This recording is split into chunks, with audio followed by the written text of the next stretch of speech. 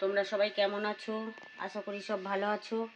তো আজকে রেসিপি হচ্ছে 400 মতো মাংস আছে, টক দই আছে, আদা রসুনের পেস্ট আছে, জিরের গুঁড়ো, হলুদের গুঁড়ো, টমেটো, 3টে কাঁচা লঙ্কা দিচ্ছি, পেঁয়াজ, আলুটা ভেজে তুলে নেবো, লঙ্কার গুঁড়ো, হলুদের গুঁড়ো, কাশ্মীরি লঙ্কা আর গোটা গরম মশলা ফোড়ন দেবো।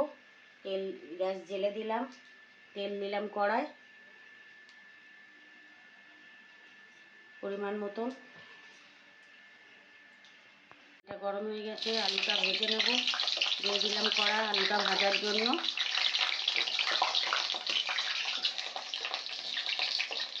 ভাজাটা হচ্ছে,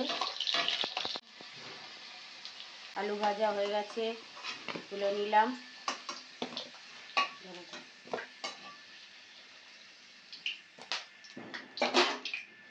গরম মশলা, গোটা গরম মশলা, তেজপাতা, শুকনো লঙ্কা ফোড়ন দিলাম।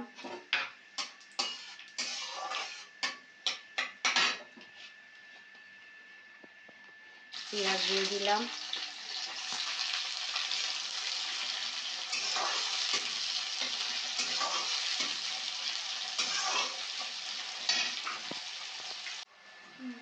পেঁয়াজটা ভাজা ভাজা হয়ে এসেছে, এবারে দেবো চিকেনটা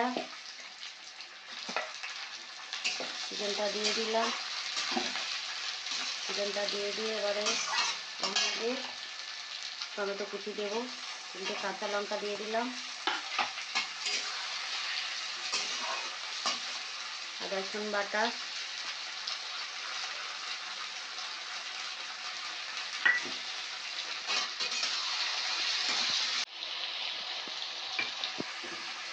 নুন দিলাম 3 চামচ, চিনি দিলাম 1.5 চামচের মতন দিলাম কালার হওয়ার জন্য। তো এবারে কষিয়ে নিচ্ছি। নিয়ে লঙ্কার গুঁড়ো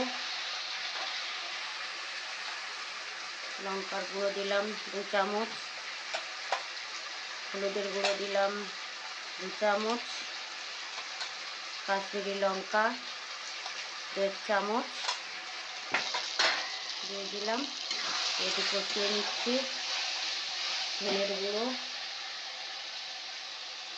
জিরের গুঁড়ো দিলাম।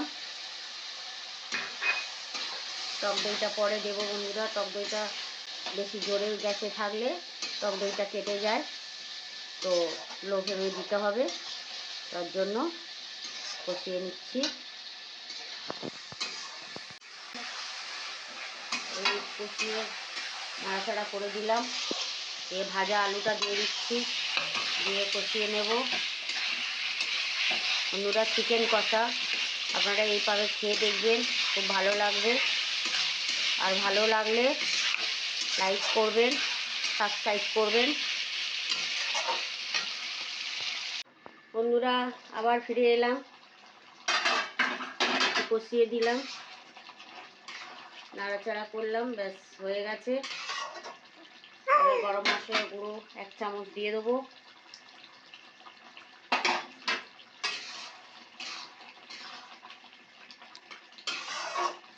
দিয়ে রেসিপি রেডি, চিকেন কষা। আপনারা খেয়ে দেখবেন, খুব ভালো লাগবে। ঠিক আছে, ফাটানো আছে, দিয়ে দিলাম। গ্যাসটা লো করে দিলাম।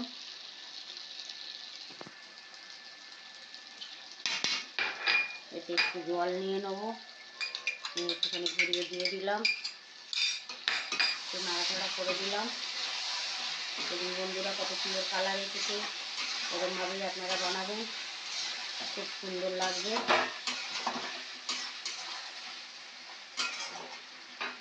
ঢাকা দিয়ে দিলাম। চিকেন কষা রেডি।